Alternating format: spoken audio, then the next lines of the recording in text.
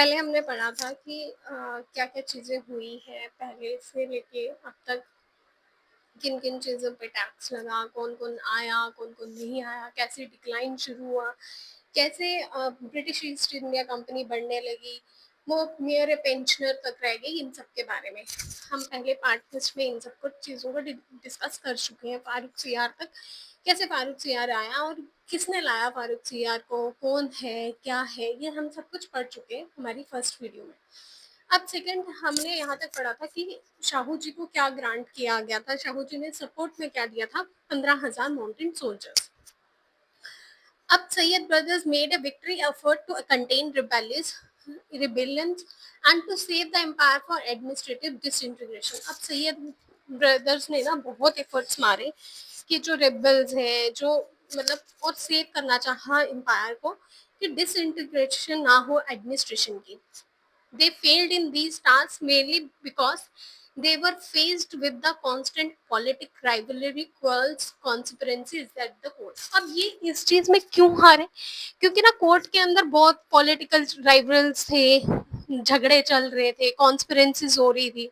This continued friction in the ruling circle disorganized and even paralyzed administration at all levels. अब इन झगड़ों से हुआ क्या? डिसऑर्गेनाइजेशन हो गई, सब कुछ पैरालाइज्ड हो गया, lawlessness and disorder spread everywhere. हर जगह लॉ की कमी होने लगी, डिसऑर्डर होने लगा, कोई ऑर्डर मान नहीं रहा है, हर जगह ये चीजें फैल गई. This continued friction in the ruling circles disorganized and even paralyzed administration at all levels. सब हर एक लेवल पे पैरालाइज कर दिया. Lawlessness and disorders हर जगह थी. Financial position of the state deteriorated rapidly as the zamindars and rebellious elements refused to pay land revenue. Official misappropriate state revenues and central income declined because of the spread revenue farming. अब क्या था कि financial position भी खराब थी, जमींदार rebellious सब ने मना कर दिया कि हम कोई टैक्स नहीं दे रहे, हम लैंड रेवेन्यू नहीं दे रहे. इससे क्या हुआ, स्टेट का रेवेन्यू कम हो गया, इनकम कम हो गई, इनकम गिरने लगी. और क्या हुआ, ये पूरी रेवेन्यू फार्मिंग हर एक जगह जो फैली हुई थी वहां से भी डिक्लाइनेशन शुरू हो गई. As a result the salaries of the officials and the soldiers could be paid regularly and the soldiers become indisciplined in even minutonious. अब क्या हुआ, जिनको सैलरीज देनी थी वो उनकी सैलरीज क्या हो गई, रेगुलर नहीं थी, इरेगुलर हो गई. सोल्जर्स क्या हो गए, इनडिसिप्लिन हो गए. आप सैलरी नहीं दोगे, वो तुम्हारे लिए काम ही क्यों करेंगे? तो जब काम नहीं कर रहे हैं, अपनी मनमर्जी करेंगे, तो वहां से भी एक मुगल एडमिनिस्ट्रेशन डाउन जाने लगा, उनकी डिक्लेनेशन शुरू थी. Even though the Sayyid brothers had tried to conciliate and befriend all the sections of the nobility, a powerful group of nobles headed by Nizamul Mulk and his father cousins Muhammad Amin Khan Begum began to conspire against them. अब इन्होंने जो Syed brothers थे ना, ये चाहते थे कि हर एक सेक्शन ने ना बहुत ट्राई किया, सबके साथ अच्छे से रहे, नोबल हेड्स के साथ. निजामुल मुल्क और उनके फादर के जो कजन थे मोहम्मद अली खान ने क्या किया, कॉन्स्पिरेशन शुरू कर दी, भड़काना शुरू कर दिया उनके against. These nobles were jealous of the growing power of two brothers. अब इन क्यों किया, क्योंकि दोनों को जेलस थी. अब ये जेलस में हो रहा था. The deposition and murder of Farooq CR frightened many of them. सबने ये जो था ना, ये मर्डर जो एक दूसरे को धमकाना वगैरह, ये एम्परर ने could if the emperor could be killed but the safety of the nobles. अब ये बोलना शुरू कर दिया कि अगर मर्डर हो सकता है फारूक सीआर का, एम्परर को ही मारा जा सकता है, तो क्या श्योरिटी है कि हम लोग भी सही हैं. नोबल्स ने ये बातें फैलाना शुरू कर दी. Moreover, the murder of the emperor created a wave of public revolution against two brothers. अब ना सब पब्लिक भी इनके अगेंस्ट होगी. They were looked down as a traitors. अब इनको नमक हराम की तरह देखा गया कि ये ट्रू नहीं है, ये अपने काम के लिए अपनी जहाँ का खाते हैं वहीं पे वहीं को बर्बाद कर रहे हैं, तो इनको बोलने लगे नमक हराम, गद्दार टाइप का. Many of the nobles of Aurangzeb regime also disliked the Sayyid alliance with the Rajput and the Maratha chiefs and their liberal policy towards the Hindus. अब जो औरंगजेब की जो पॉलिसी थी, जो सैयद ब्रदर्स को डिसलाइक करते थे, उनको बहुत गुस्सा आया कि राजपूत के साथ, मराठाओं के साथ हिंदुओं के लिए लिबरल पॉलिसी लेकर आ रहे हैं। तो इस चीज में उन्होंने क्या करना शुरू कर दिया कि ना, अब बोलना शुरू कर दिया कि ये तो बड़ी गलत बात है कि आप इनके अगेंस्ट हो, हमारे नहीं। मतलब आपने इनके लिए, इनके साथ हो अगेंस्ट में, आपने इनको टॉलरेंट पॉलिसी दे दी, हालांकि औरंगजेब ने नहीं दी थी, तो आपने इनको दे दी, किस वे से दी। तो ये सारी बातें ना शुरू होने लगी। They must try to rule the financial sections of the Muslim nobility. अब उन्होंने बोला कि ये तो हमारी संप्रभुता है, हमारी सेल्फ रिस्पेक्ट है। आप सैयद ब्रदर्स के लिए सारे मुस्लिम जो नोबिलिटी थी वो खड़ी हो गई। The anti Sayyid nobles were supported the emperor Mohammad Shah who wanted to free himself from the control of two brothers। अब इन्होंने किसको सपोर्ट करना शुरू कर दिया? जो एम्पर एक पपेट बना के रखा था, मोहम्मद शाह, जो खुद चाहता था कि मैं इन दोनों ब्रदर्स की कैद से आजाद हो जाऊं। In 1720 they succeeded in treacherously assassinating Hussein Ali Khan, the younger brother of two brothers। अब इनका सब जो हुसैन अली खान था उनके तक पहुंच के उनके साथ मिलना शुरू कर दिया।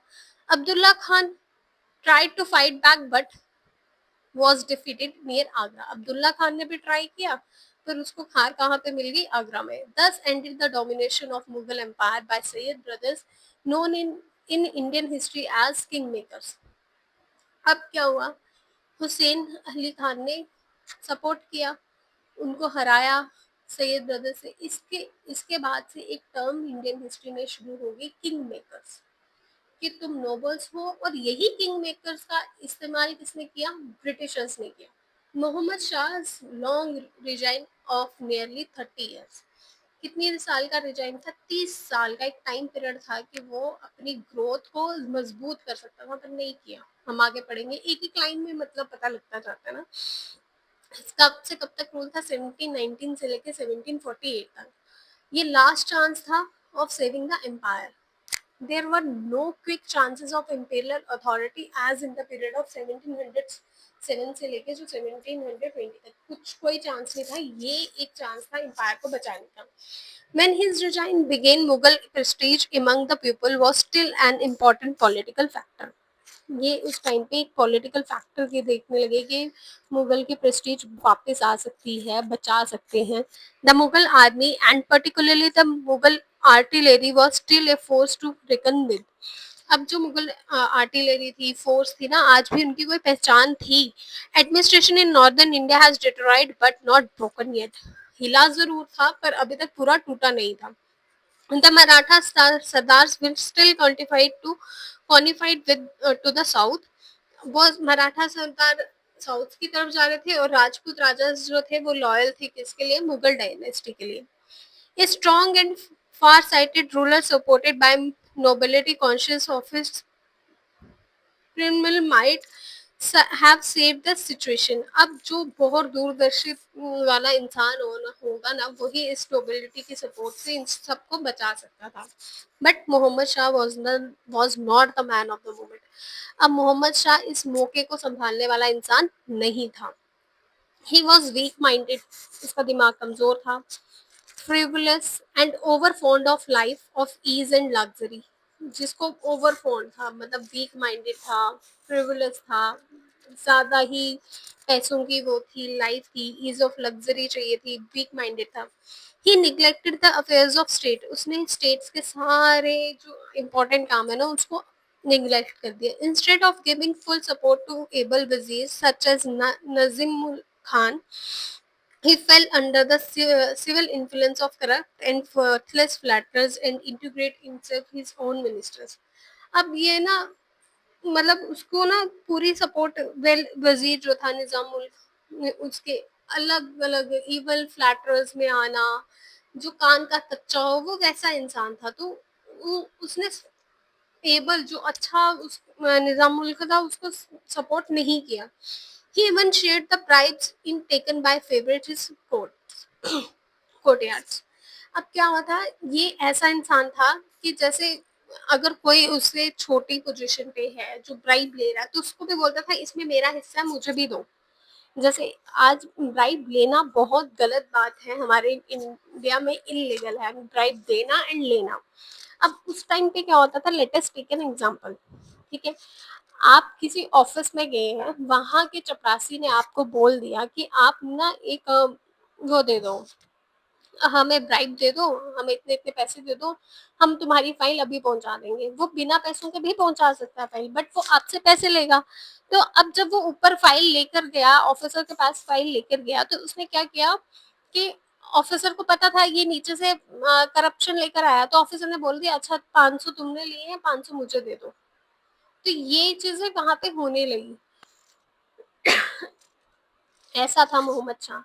Disgusted with the fickless mind and suspicious nature of the emperor and the constant quarrels of the court, Nizamul Mulk, the most powerful noble of the time, decided to follow its own ambition. अब इतने week minded इंसान जिसको पता ही नहीं है, झगड़ों में ही पड़ा हुआ है, ब्राइब्स ले रहा है, उस निजाम मुल्क ने सोचा, जो एक अच्छा नोबल था, उसने सोचा भाई मैं इस एम्परर को छोड़ता हूँ, मैं खुद का जो मेरा एम्बिशन है मैं उसको फॉलो करता हूँ। He had become the vizier in 1722 and had made a vigorous attempt to reform the administration. अब उसने क्या किया, यहाँ पे ना विग्रेस अटेम्प्ट बनाया, रिफॉर्म्स किए, एक नया एडमिनिस्ट्रेशन बनाया 1772 में। He now decided to leave the emperor, उसने एम्परर को छोड़ा, एम्पायर को छोड़ा और खुद के लिए निकल गया।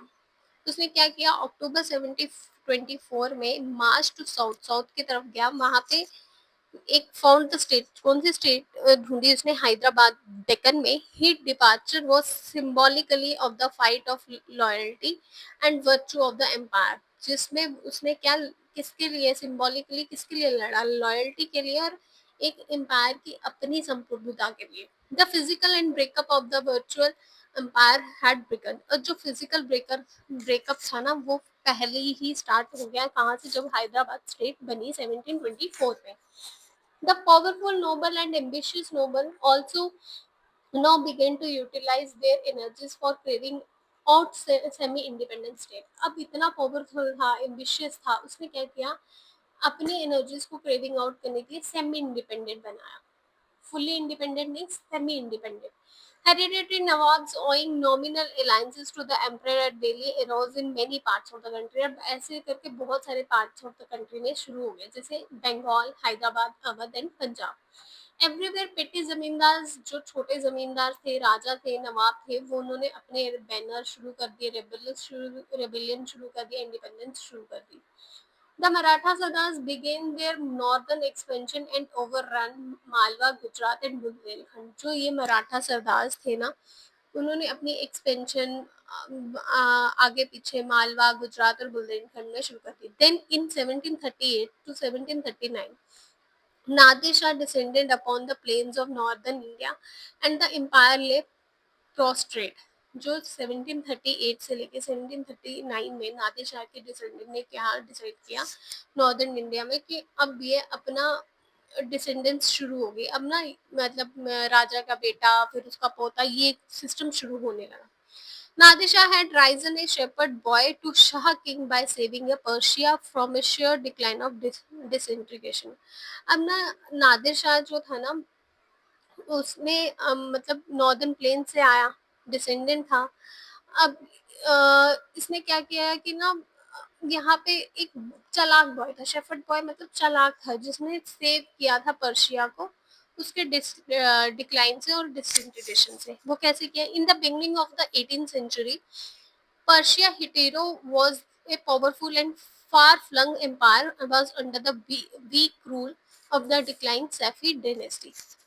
अब 18 सेंचुरी में क्या था, पर्शिया का डिक्लाइन शुरू हो गया, और वहां पे जो था, जो पावरफुल या फार फ्लंग एम्पायर था, वो किसके हाथों में था, वीक रूल के हाथों में, क्योंकि वहां पे सैफी जो डेनेस्टी थी वो डिक्लाइन हो रही थी। It was threaten by internal rebellions and foreign attacks, उसको किसने थ्रेटन किया, रेबेलियंस ने और फॉरेन अटैक्स ने।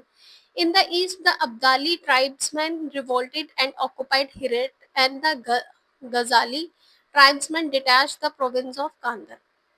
अब जो अब्दाली थे, ट्राइब्समैन थे, उन्होंने ऑक्युपाई किया हेरत को। गजली ने, किसने, ट्राइब्समैन, वो किससे डिटैच हो गए, खानदर से। Similarly revolts occurred in the, अब रिवोल्ट्स कहाँ होने लगी, northern India, north India and west में। In Shirvan, religious prosecution and Sunnis by financial Shias led to rebellion. अब शिया सुन्नी में भी लड़ाई होने लगी। Here अब क्या हो रहा था, Sunni mullahs were put to death, mosques were profaned and turned into stable, and religious were destroyed. वहाँ पे सुन्नी मुल्लास को मारा जाना था, mosques destroyed हो रहे थे, और एक religious जो वर्क था ना, वहाँ पे डिस्ट्रॉय होने शुरू हो गया। In 1721, Ghazli chief Khandar Muhammad invaded Persia. खानदर Mohammad ने क्या किया, इन्वेड किया पर्शिया को, and occupy Isfan the capital, उसकी एक इस्फान जो कैपिटल थी उसको ऑक्युपाई कर लिया। Russia under Peter the great was determined to push southward. उसने क्या किया, साउथवर्ड में जाने लगा। Peter begin his invasion, Peter ने इन्वेजन किस में शुरू किया, पर्शिया में, जुलाई 1722, and soon forced Persia to sign away from the several provisions of the Caspian Sea, including the town Baku. कहाँ से, पर्शिया कहाँ से, कैप्सियन सी से, और किसको इंक्लूड किया, बाकू को। Turkey deprived of the most her European possession, also hope to make the good loss of Persians cost. अब यूरोपियंस जो टर्की का जो डिप्राइव होना या यूरोपियन के प्रोफेशन, उससे क्या होप थी कि पर्शिया जो good the loss of Persia cost, एक दिन पर्शिया उसकी कीमत चुकाएगा। अब क्या, स्प्रिंग 1723 में क्या हुआ, Turkey declared war on Persia, Turkey ने डिक्लेयर कर दी वॉर किसके साथ, पर्शिया पर, and rapidly push to Georgia, Georgia तक गई, फिर गई पेनिट्रेट टू साउथ, साउथ में चली गई। इन जून 1724 रशिया एंड तुर्की ने एक साइन की treaty dividing all north and western Persia between them, कि नॉर्थ और साउथ वेस्टर्न की पर्शिया के बीच में। At this stage Nadir emerged as a major supporter of Thamsha and his most brilliant commander. Nadir Shah ने support किया थैमल शाह को और सैप को, और एक ब्रिलियंट कमांडर था। In 1729, he won back Herat and after defeating the Abdalis and expelled the Ghazlis from Ishfaq and central and southern Persia. अब उसने क्या किया, 1729 में हेरत में वापस किया, डिफीट किया अब्दाली को, गजलीस को निकाला इस्फान से, और सेंट्रल और साउदर्न पर्शिया को भी वाइप आउट कर दिया। After long and bitter warfare, he compelled Turkey to give back all the conquered territory. एक लंबी लड़ाई के बाद उसने सीधे टर्की को बोला जो तुमने जीता हुआ है वो हमें वापस दे दो। 1735 में इनके बीच में ट्रीटी साइन होती है with Russia receiving all the, इसको सारी जो भी सीज्ड टेरिटरी होती है। Next year he depots the last Saifee rulers, उसने लास्ट सेफी रूलर को भी मारा and made himself the Shah, खुद शाह बन गया। ये स्टोरी थी वो शाह कैसे बना। In the following years he conquered the province of Kandahar, उसने फिर से जीत लिया खानदर का वहाँ की चीजें।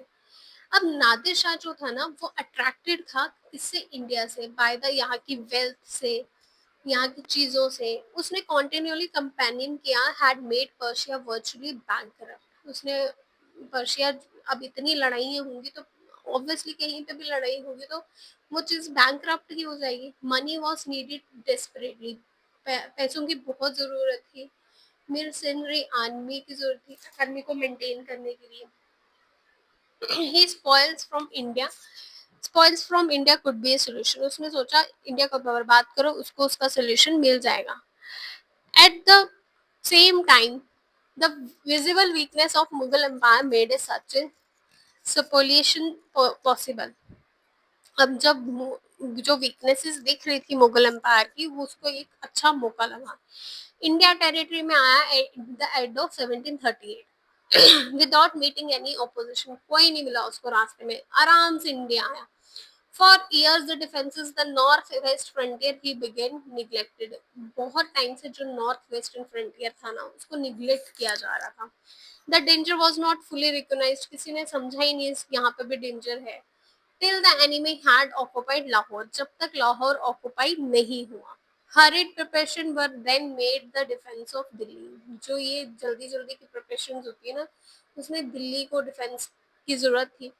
But the faction ridden nobles refuse to unite even in sight of enemy. सामने आंख के सामने दुश्मन दिख रहा है, बट नहीं, नहीं, नहीं होना यूनाइट, नहीं बचानी Delhi.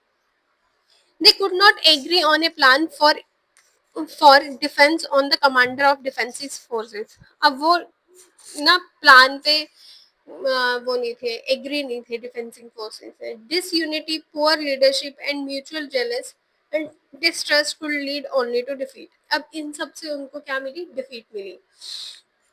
The two armies meet at Karnal. Karnal पे मिली. कब मिली? 13 फरवरी 1739 में. And the invader inflicted a crushing defeat on the Mughal army. Karnal पे आया, वहां पे इन्वेड हुआ और मुगल आर्मी को हरा दिया. The emperor Mohammad Shah was taken as a prisoner. Prisoner एक उसको कैदी बना लिया मोहम्मद शाह को. और नादिर शाह ने मार्च टू दिल्ली. दिल्ली में गया. ए टेरिबल मैसेकर, बहुत गंदी लड़ाई हुई. सिटीजन्स को बहुत कुछ झेलना पड़ा. मैसेकर हुआ. Imperial capital was ordered bye, कब किसके ऑर्डर से चल रही थी? Nadir Shah. As a reappraisal against the killing of some of his soldiers. The greedy invader took possession of the royal treasuries and royal property, levied tribute on the nobles, plundered to reach the rich of Delhi. उधर ना उसने आंधी तूफान ला दिए, और जो भी चीजें अच्छी अच्छी चीजें थी सारी उठा के ले गया. रॉयल प्रॉपर्टी भी ले गया. 70 करोड़, उस टाइम के 70 करोड़ पैसे ले गया. और अपनी किंगडम को टैक्सेशन फ्री कर दिया 3 साल के लिए. He also carried away from the famous Kohinoor. Kohinoor भी ले गया. डायमंड यहाँ से. ज्वेल स्टडीड पीकॉक था, एक पीकॉक थ्रोन था जो शाहजहां जी के टाइम का था, वो उठा के ले गया. He compelled Muhammad Shah to cede to him all the provinces of the empire west to of the river Indus. उसने कंपेल कर दिया कि जो अपने एम्पायर में से जो वेस्ट के रिवर है, एम्पायर है उसका, west of the river Indus, वो भी उसको, वो भी ले लिया. Nadir शाह's invasion inflicted immense damage. अब इस डैमेज से क्या क्या हुआ? एक तो मराठास को पता लग गया कि ये वीक हो चुके हैं, अब इनके पास कुछ नहीं बचा. और जो ट्रेडिंग कंपनीज आ गई थी उनके पास भी क्लियर कट पैसे चले गए कि अब ये किसी काम के नहीं रहे. The central administration was thoroughly paralysed. अब इनको पता लग गया था पैरालाइज्ड है. The invasion ruined imperial finances. imperial finances खत्म है. affected इकोनॉमिक लाइफ खत्म है, यहाँ पे कुछ भी नहीं बचा हुआ है. The loss of Kabul and the areas of the west of the Indus once again opened the empire of the threat of invasion of the northwest. अब ये इंडस वाला एरिया ओपन ही है, कभी भी आएगा. A vital line of defence disappeared. जो एक जरूरी लाइन थी डिफेंस की, वो भी खत्म है. It is surprising indeed the empire is seen to revive some of the strength of after Nadir Shah, even though the area under its effective force shrank rapidly. टूटने लगा. But the rival was defeated and superficial after Mohammad Shah की death हुई 1748 में. Bitter struggles and even civil war broke out in unscrupulous and power-hungry nobles. अब लड़ाई शुरू हो गई, सिविल वॉर शुरू हो गई. एक तो अपने ही जो लोग हैं उनके बीच में, और जो पावर हंग्री नोबल्स हैं उनके बीच में. किसी ने नहीं सोचा कि हमें इन सबको बचाना चाहिए. अब वीक हो गए थे. और Ahmad Shah, one of the Nadir Shah ablest, जो बहुत अच्छा जनरल था, उसने दोबारा से आया. दोबारा से अब नादिर शाह की डेथ के बाद कौन आया? अहमद शाह. अहमद शाह आया अफगानिस्तान से. उसने दोबारा से प्लंडर किया, रिपीट नॉर्दर्न इंडिया पे, right down to Delhi. Delhi and Mathura. किस कौन से टाइम पीरियड में? 1748 में, जब मोहम्मद शाह की डेथ हुई, और 1766 7 में. 61 he defeated the Marathas in the third battle of Panipat. Defeat किया किसको? मराठा को. किस कौन सी बैटल में? Third battle of Panipat. And this gave a big blow to their ambition. अपनी एम्बिशन को एक बहुत बड़ी हवा दे दी उसने मुगल एम्पायर को, एम्परर को कंट्रोल करके, डोमिनेट करके कंट्री को. He did not however found a new Afghan kingdom in India. अब वो नया अफगान किंगडम ढूंढ रहा था इंडिया में. He and his successor could not even retain the Punjab, which they soon lost to his six chiefs empire. अब जो उसके सक्सेसर थे वो रिटेन नहीं कर पाया, जो उसने सिक्स चीफ से जल्दी खो दिया. As a result, the images of Nadir Shah and Abdali and the suicidal internal feuds. अब ये क्या था, एक suicidal नोट था नोबिलिटी के लिए, एम्पायर के लिए. 61 में ceased to practice as an all India empire. It remained merely as the kingdom of India. Sorry Delhi. अब ये क्या कहाँ तक रह गए थे, सिर्फ दिल्ली तक. Delhi itself was a scene of daily riot. अब रोज यहाँ पे झगड़े हो रहे हैं, दंगे फसाद हो रहे हैं. Descendant grand Mughals was not participated actively in struggle of empire of India. अब एम्पायर को कोई नहीं बचाना चाहता, सिर्फ अपनी भूख के लिए वो लड़ रहे हैं. This gave to Mughal dynasty a long lease of his life on the normal throne of Delhi. यहाँ से मतलब एक नॉर्मल लाइफ जीने लगे. Shah Alam II, who